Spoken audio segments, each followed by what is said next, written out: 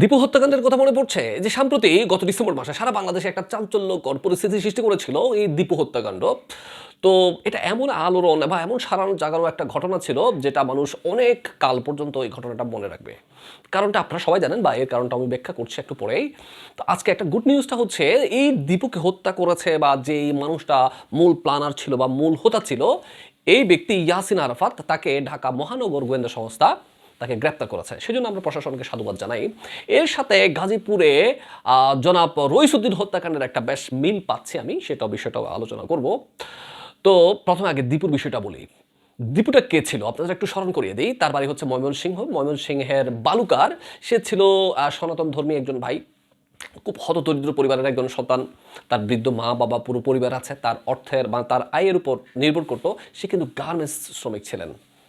তো এই ইয়াসিন এবং তার গং, এই খারেজি গোষ্ঠী, এই শয়তান ইয়েজিদি মব সৃষ্টি করেছে। পুরো এলাকার মধ্যে একটা নিউজ ভাইরাল করে দিয়েছে যে এই দীপু আমাদের ইসলাম ধর্ম নিয়ে অবমাননা করেছে। যদিও বা সেটা তার কোনো সত্যতা আইন শৃঙ্খলা বাহিনী বলেন বা কোনো ব্যক্তি ইনভেস্টিগেট করে এ ধরনের কোনো তথ্যের সত্যতা এখনো পর্যন্ত নিশ্চিত করতে পারেনি।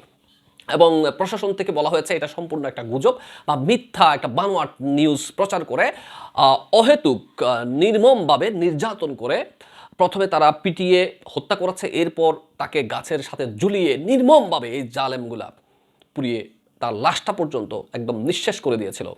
এই ঘটনা এখন আমাদের মৌলানা রইসুদ্দিন হত্যাকাণ্ডের সাথেও মিল আছে।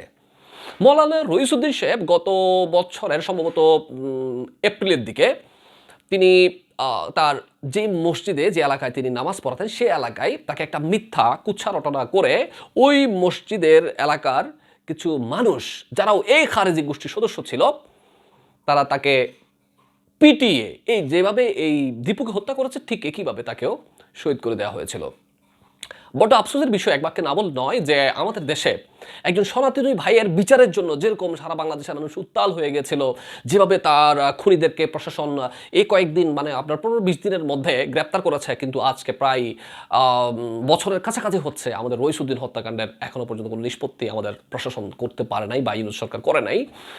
তো সদিচ্ছারও বিশাল একটা অভাব ছিল।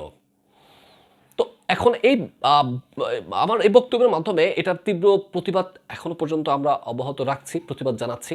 আপনারাও আপনাদের মতামত কমেন্ট সেকশনে জানাবেন এবং এই ভিডিওটা শেয়ার করবেন। আর কিছু কথা আছে আসলে না বলে নয়। দাড়ি রাখলে এক গাল পুরে যখন দাড়ি রাখে আমরা তাদের ফেরেশতা মনে করি। আসলে এই দীপু হত্যাকাণ্ডের সাথে মূল হোতা যে ইয়াসিন আরাফাত যে জড়িত আছে, এই হতদরিদ্র একটা মানুষকে মব সৃষ্টি করে অহেতুক একটা কুৎসা রটনা করে সে নবীজির সম্পর্কে বা ইসলামের অবমাননা করেছে, যা পুরোটা ছিল মন গড়া। মানে তার ব্যক্তিগত খুব ঝেড়েছে, একটা মব সৃষ্টি করেছে, ইসলাম অবমাননা করেছে, তাকে পিটিয়ে হত্যা করা ওয়াজিব বা ফরজ হয়ে গেছে। এই ধরনের এই গোষ্ঠীগুলো একটা কাজ করে, তাদের মতের বিরুদ্ধে গেলে বা কাউকে যখন টার্গেট করে তাকে তারা নাস্তিক বা কাফের মুরতাদ ফতোয়া দেয়, যাতে করে তাকে হত্যা করাটা মানে ইসলামের দিক দিয়ে জায়েজ হয়ে যায়। যদিও বা এটা বাংলাদেশের আইন বা প্রচলিত আইন কোনোটাই সমর্থন করে না, সুস্থ মস্তিষ্ক কখনো সমর্থন করে না। তো আমরা দীপু যেভাবে স্বাধীন বাংলাদেশের নাগরিক, ঠিক একইভাবে আমাদের মৌলানা রইসুদ্দিন এই স্বাধীন বাংলাদেশের নাগরিক।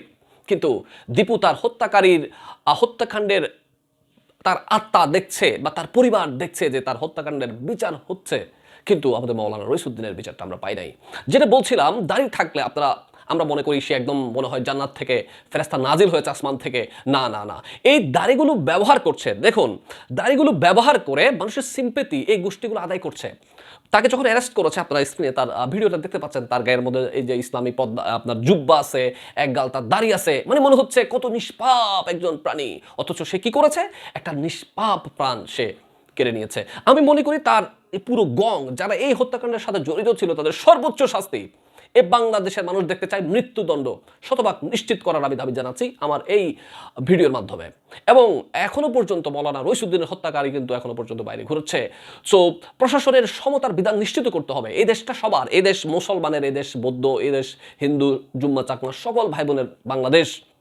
এদেশের সবার অধিকার সমান, কিন্তু সনাতনী একজন ভাইয়ের হত্যাকাণ্ডের যেভাবে বিচার হয়েছে, কিন্তু আমরা একজন কালেমা পড়া প্রকৃত মুসলমান রইসুদ্দিন ভাইয়ের এই বিচার আমরা দেখতে পেলাম না।